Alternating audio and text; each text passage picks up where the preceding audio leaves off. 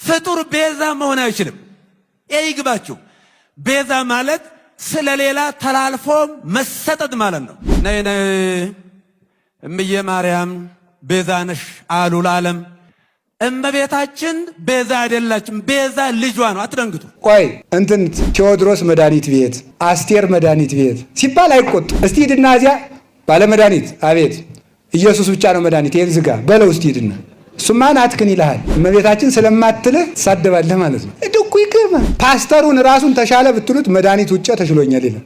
ኢየሱስን ውጣ ሆኖ እንዲሁ እኮ አይደረስ እኮ ነው። እንዲሁ ድንቁርና እንዲህ አድርጎ ቤት ይሰራል። እንዲህ አድርጎ ድንቁርና እንዲሁ ከሪ ጥበብ ቤቷን እንደሰራች ድንቁርና ቤቷን የሰራችባቸው ሰዎች እኮ ናቸው እነዚህ 7 ምሰሶ የድንቁርና ምሰሶ የቆምባቸው ሰዎች። እንዲሁ እኮ ይገርማል። መድኃኒት ክርስቶስ እግዚአብሔር ያሳያችሁ። ውሃ ኢየሱስ ውሃ የህይወት ውሃ ነው። ውሃ ጠጣው ሲል ኢየሱስን ተው ውሃ ኢየሱስ ነው አትጠጣ ብል እስቲ በል ታጠጣ አይደል ኢየሱስ ነው ውሃ በል። እኔ የህይወት እንጀራ ነኝ ብሏል። አይ በቃ እንጀራ አትብላ ኢየሱስ ነው እንጀራ በልና ሳትበላተኛ እስቲ ትሞታለህ ትበላለህ። ይሄን እንዲሁ እኮ አይደረስ እኮ ነው። ክርስቶስ እረኛ ነው። እስቲ ሲጨንቅ ፖሊስ አጠራ እኮ እንዲሁ ድንቁርና እኮ ነው። ይሄ ማለት ክርስቶስ ንጉስ ነው። እስቲ አልገዛም በልና መንግስት የሚያደርግህን ታየዋለህ።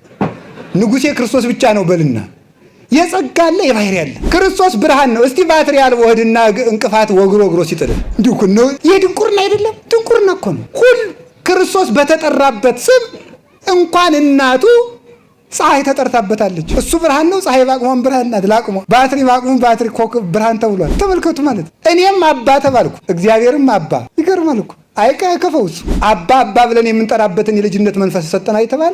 አብርሃምም አባት እግዚአብሔርም አባት። ከዚህ በላይ ቃል ስለሌለን ማለት ዳዊትም ንጉስ እግዚአብሔርም ንጉስ። ዳዊትስ ጥሩ ነው። እና ጀሬም ንጉስ እግዚአብሔርም ንጉስ በአንድ ስም ማለት ነው። እግዚአብሔር እንደዚህ ስለተጠራ ልብ ብላችሁ ስሙ። እግዚአብሔር እንደዚህ ስለተጠራ ሙሴም አምላክ እግዚአብሔርም አምላክ። ሙሴ የፈርዖን አምላክ ነው ዘጸአት 7:25 ላይ እግዚአብሔርም አምላክ ሙሴም አምላክ። አሁን ሙሴ እግዚአብሔር ነው አይደለም። እግዚአብሔርም ጌታ አብርሃምም ለሚስቱ ጌታ። ቅዱስ ጴጥሮስ ሳራ ባሏን ጌታ የትለው ነበር ጌታ። አሁን አብርሃም እግዚአብሔር ነው አይደለም። ቅዱሳን እግዚአብሔር በተጠራበት ስም ስለተጠሩ እግዚአብሔር ናቸው ማለት አይደለም። ፍጡር ቤዛ መሆን አይችልም። ይግባችሁ። ቤዛ ማለት ስለሌላ ተላልፎ መሰጠት ማለት ነው። ነይ ነይ እምዬ ማርያም ቤዛ ነሽ አሉ ለዓለም። እመቤታችን ቤዛ አይደላችም። ቤዛ ልጇ ነው። አትደንግጡ። ቤዛ ልጇ ነው። ነይ ነይ ቤዛ ነሽ አሉ ለዓለም ተብሎ አይሰበክም። ቤዛ ተቀዳሚ ተከታይ የሌለው አንድ የእግዚአብሔር ልጅ ብቻ ነው። መጽሐፍ ቅዱስ አውጡ ዕብራውያን ምዕራፍ 9 ቁጥር 11 ላይ ምዕራፍ 9 ቁጥር 11 ላይ ምን ይላል? ነገር ግን ክርስቶስ መጣ ዘንድ ላለው መልካም ነገር ሊቀ ካህናት ሆኖ በምትበልጠውና በምትሻለው በእጆችም ባልተሰራች ማለት ለዚህ ፍጥረት ባልሆነች ድንኳን ፈጽሞ ወደ ቅድስ በገዛ ደሙ የዘላለም ቤዛነትን አግኝቶ በገዛ ደሙ ገባ እንጂ በፍየሎችና በኮርማዎች አይደለም። በፍየሎች በኮርማዎች አይደለም። ሚካኤል ቤዛ መሆን አይችልም። ገብርኤል ቤዛ አልሆነም። አብርሃም ቤዛ አልሆነም። የትኛውን ፍጡር ቤዛ አልሆነም። ለዘላለሙ ልጇ ነው ቤዛ። የእመቤታችን የቅድስት ድንግል ማርያም ልጇ የዓለም ቤዛ የዓለም መድኃኒት ለዓለም የተከፈለ ዕዳ በቀራንዮ ላይ የሞትና የኃጢአት መድኃኒት ሆኖ ለኛ የተሰጠ ልብ በሉ። ስለዚህ የዘላለም ቤዛነትን አግኝቶ አንድ ጊዜ ፈጽሞ ነው የሚለው። ስንት ጊዜ ይላል? አንድ ጊዜ ፈጽሞ በገዛ ደሙ ገባ እንጂ በፍየሎችና በኮርማዎች አይደለም። አንድ ጊዜ ፈጽሞ በዛሬው ዕለት በዕለተ ዓርብ የከፈለው ቤዛነት ለዘላለሙ ሲያድንና ሲምር ይኖራል። አሁን በእኛ ቤትም ሆነ በሌላ ቦታ እንደ ትልቅ መከራከሪያ ሆኖ ብዙ ጊዜ ጭቅጭቅ የሚደረግበት ሮሜ የፈረደበት ሮሜ 8:34 ምን የሚያከራክር ነገር አለው? መጽሐፍ ቅዱስ የሚያከራክር ነገር የለም እኮ። አባ እስራኤሎም ውስጥ በዘያምሩ ይገብሩ አባቶይ የሚያደርጉትን አያውቁምና ይቅር በላቸው።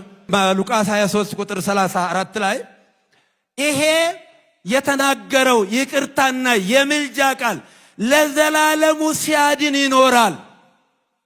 እግዚአብሔር አንድ ጊዜ ይናገራል፣ የተናገረው ቃል ለዘላለሙ ይሰራል። ቤዛ ኢየሱስ ክርስቶስ ብቻ ነው። አዎ ነው። ግን ቤዛ የሚለው ቃል ለማርያም ለሌሎች መጠቀም የለበትም፣ መዋል የለበትም። ይሄ ማለት ይላል ድንግል ማርያም ቤዛ ከተባለች ሌላ ማንም ቤዛ ከተባለ የኢየሱስን ቤዛነት መሻማት ነው፣ መጋራት ነው፣ ፖሊቴይዝም ነው፣ አምልኮ ባዕድ ነው፣ አምልኮ ጣዖት ነው ይላሉ። ነው ወይ? ግን መጽሐፍ ቅዱስ ምን ይላል? ኦሪት ዘጸአት ምዕራፍ 30 ቁጥር 12 እና 16 ላይ እንዲህ ይላል፣ አንተ የእስራኤልን ልጆች ቁጥር ተቀብለህ በቆጠርካቸው ጊዜ መቅሰፍት እንዳይሆንባቸው በቆጠርካቸው ጊዜ ከነርሱ ሰው ሁሉ እንደ ቁጥራቸው መጠን የነፍሱን ቤዛ ለእግዚአብሔር ይስጥ፣ የማስተስሪያውንም ገንዘብ ለነፍሳችሁ ቤዛ እንዲሆን ለእስራኤል ልጆች መታሰቢያ ይሁን። እንዴ ታሪኩ ብዙ አለው ከጀርባ። ወደዛ ማብራር ከገባው ብዙ ጊዜ ያልክ ያ ቤዛ የተባለው ምንድነው? እስራኤላውያን የሚያወጡት ገንዘብ መዋጮ ማለት ያ ገንዘብ የማስተስሪያው ገንዘብ ቤዛ ተብሏል። ይሄ ማለት ይሄ ቤዛ ሰውን ከሞት ያድናል እንደ እግዚአብሔር ያለ ነው ማለት ግን አይደለም። ምሳሌ 21:18 ላይ ሀጥ የጻድቅ ቤዛ ነው ይላል። ሀጥ የጻድቅ ምንድነው አለ? ቤዛ ነው። ይሄ ማለት ሀጥ ስጋውን ቆርሶ ደሙን አፍሶ ከሲኦል ያድነዋል ማለት ነው አይደለም። እንደዚህ ያለ ረዳት ጤነኛ ሰው አይኖርም። ግን አግባባል ኮንቴክስት አውት አንድ ቃል ለብዙ ነገር ጥቅም ላይ ሊውል ይችላል። ሀጥ የጻድቅ ቤዛ ነው ካለ በኋላ ቀጥሎ እዛው በደለኛም የቅን ሰው ቤዛ ነው፣ በደለኛም የቅን ሰው ቤዛ ነው ይላል። ይቀጥላል። ትንቢተ ኢሳይያስ ምዕራፍ 43 ቁጥር 3 ላይ እግዚአብሔር እንዲህ ይላል፣ እኔ የእስራኤል ቅዱስ አምላክ እግዚአብሔር መድኃኒት ነኝ፣ ግብፅን ለአንተ ቤዛ አድርጌ ሰጥቻለሁ። ግብፅን ለእስራኤል ምን አድርጌ ሰጥቻለሁ አለ? ቤዛ አድርጌ ሰጥቻለሁ። ታዲያ ግብፅ ለእስራኤል ቤዛ ነው ማለት ልክ በኢየሱስ ክርስቶስ እንደሆነው ከሞት ያድናል ገነትን ይከፍታሉ ግብፃውያን ማለት ነው አይደለም። ለራሳቸውም እንደዛ አልሆነ ግልጽ ነው አይደለም ሐሳቡ። ስለዚህ አንድ ቃል በተለያየ አግባብ ለብዙ ነገር ጥቅም ላይ ሊውል ይችላል። ይሄ ቃል ለዚህ ብቻ ነው እያርገ ወይ እየወረደ አይነት ከከፍ ዝቅ የለው አይባልም። መጽሐፍ ቅዱስ እንደዛ ነው የሚያሳየው። ብዙ የኔ መሰላሉ የሐዋርያት ሥራ 7:35 ላይ ሙሴን ለእስራኤል እግዚአብሔር ሹምና ቤዛ አድርጎ ላከው ይላል። ሙሴን ለእስራኤል ሹምና ቤዛ አድርጎ ላከው። ማንን ነው የላከው? ሙሴን። ላኪው እግዚአብሔር ነው፣ ተላኪው ሙሴ ነው። ወደ ማን ነው የላከው? ወደ ወገኖች ወደ እስራኤል። ምን አድርጎ ላከው አለ? ሹምና ቤዛ። ቅዱስ እስጢፋኖስ ነው ያንን የብሉይን ታሪክ ተርኮ ሲነግራቸው ሹምና ቤዛ አድርጎ ላከው። ታዲያ ሙሴ ለወገኖቹ ቤዛ ከነበረ ሌላ ቤዛ ያስፈልግም ማለት ነው? ሙሴ የክርስቶስን ቤዛነት ይሻማል ማለት ነው? በጭራሽ እንዲህ ያለ አረዳድ አይደለም።